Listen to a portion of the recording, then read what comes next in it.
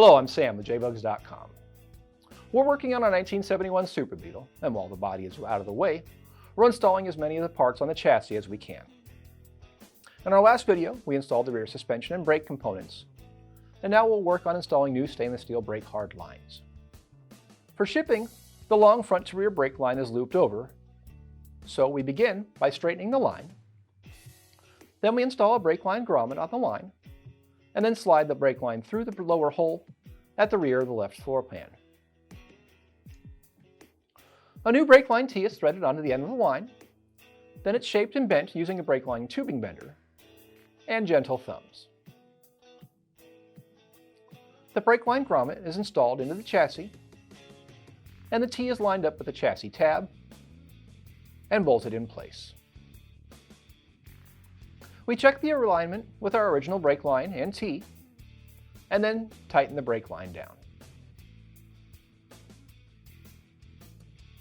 Next, we gently bend the brake line back so we can install it through the front of the chassis. We continue to bend and shape the line carefully until it can be lined up against the chassis.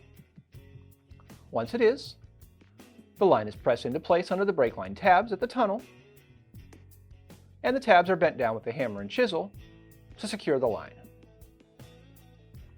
At the front of the chassis, we bend and shape the line so it's clear of the pedal assembly.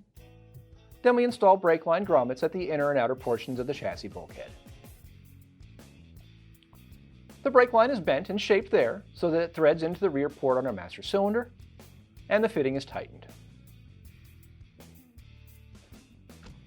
At the rear left of the car, we thread in the previously installed stainless steel brake hose into the brake caliper, and we loop it up to the brake hose tab that we welded onto the trailing arm. A brake line clip is tapped into place temporarily to hold the hose while we shape the trailing arm line. We bend and shape the line so it rests into the stock metal tabs on the top of the trailing arm, and then bends down to the stock brake hose tab. The stock replacement braided brake hose at the front of the trailing arm is threaded onto the T and tightened down.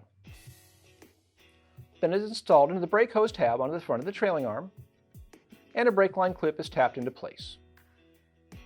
The new brake line is threaded into the hose, routed up to the tab on the trailing arm, and then threaded into the hose at the rear of the trailing arm.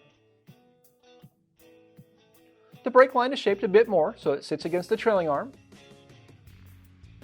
The tab is bent over to hold it in place, and the brake line clip at the rear is tapped into place once again. Both ends of the lines are tightened, and we can get to shaping the left to right rear brake line.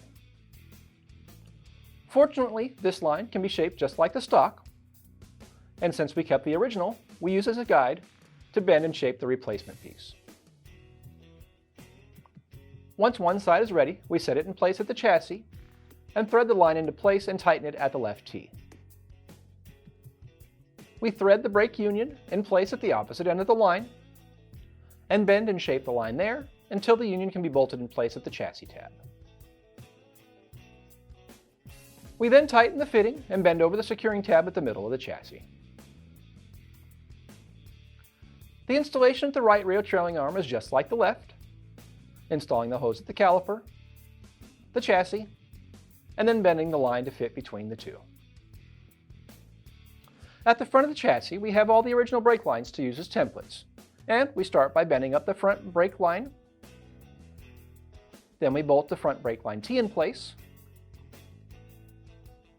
thread the brake line into it, and then route the line to the passenger side, tapping the securing tabs in place as we go. The front left line is shaped using the original line as a template again, and then threaded into the brake line T. Finally, we bend and shape the line that runs from the front port of the master cylinder to the T, making sure that it's clear of the control arm mount and it's installed.